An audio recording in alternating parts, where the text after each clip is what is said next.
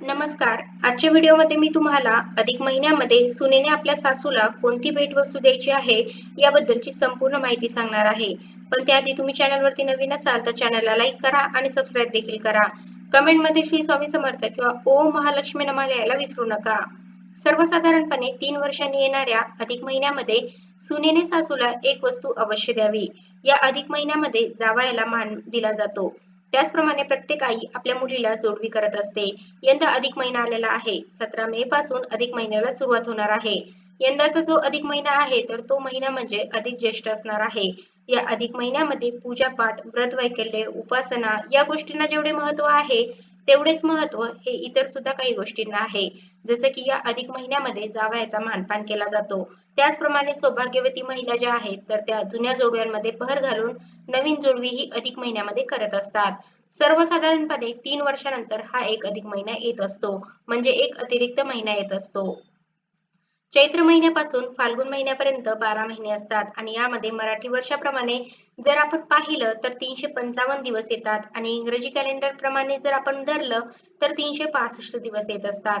म्हणजे प्रत्येक वर्षी मराठी कॅलेंडर आणि इंग्रजी कॅलेंडर तर यानुसार 10 दिवसांचा फरक जो आहे तर तो येत असतो. आणि 3 वर्षांनी हा फरक जो आहे तर तो 30 दिवस होतो. म्हणजेच काय तर एक अधिक महिना वाढतो. म्हणजे एक अतिरिक्त महिना येतो ज्याला अधिक महिना म्हटलं जातं.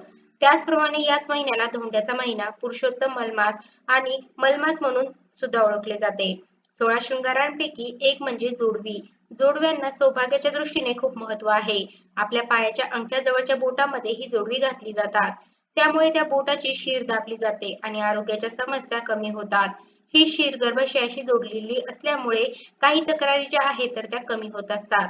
ज्योतिषशास्त्रानुसार जोडव्याचा संबंध हा चंद्रग्रहाशी असतो. त्यामुळे चंद्राचे शुभ फळ सुद्धा मिळत असते. अधिक मासाचे निमित्त हे जोडवे बदलण्यासाठी सुवासिनींना मिळत असते. आणि 3 वर्षातून एकदा ही जोडवी बदलली जातात.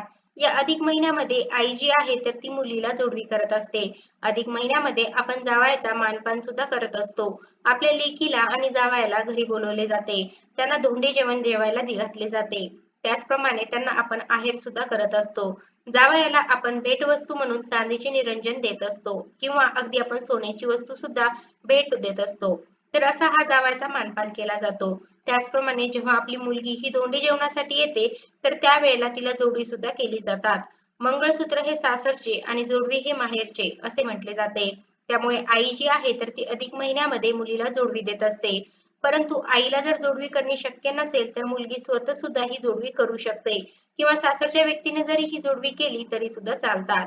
असं अजिबात नाही की जोडवी ही जी आहे तर ती माहेरच्याच व्यक्तीने करावीत किंवा आईनेच करावीत.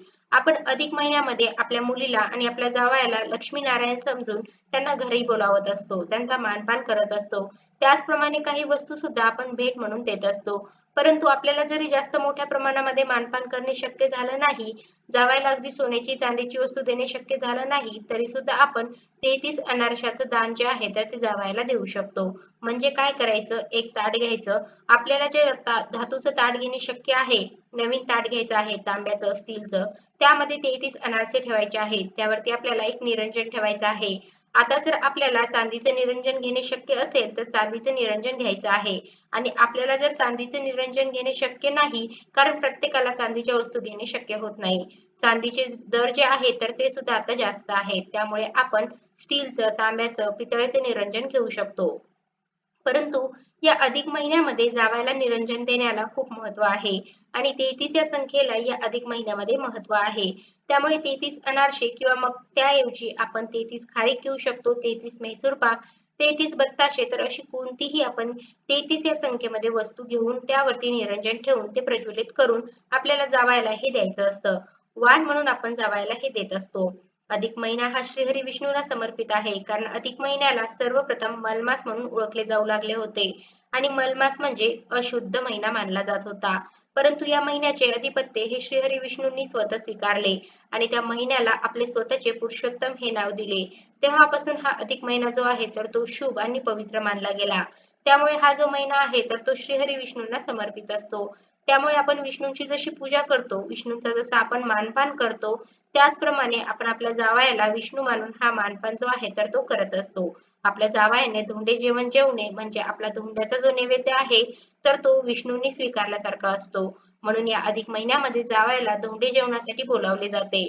आता हा अधिक महिना जो आहे तर यामध्ये आई आपल्या मुलीसाठी जोडवी करत असते. त्याचप्रमाणे जावयाचा मानपान सुद्धा केला जातो. जर जावई नसेल तर आपण भाच्याचा सुद्धा मानपान करू शकतो. आपल्याला मुलगी नसेल तर आपली जी भाची आहे, पुतणी आहे तर त्यांना आपण जोडीने धोंडे जेवणासाठी बोलावू शकतो. तसेच मुलगी जी आहे तर ती आपल्या आईची ओटी भरत असते. काही भागांमध्ये तर अशी पद्धत आहे की फक्त अधिक महिन्यामध्येच आईची ओटी जी आहे तर ती भरली जाते.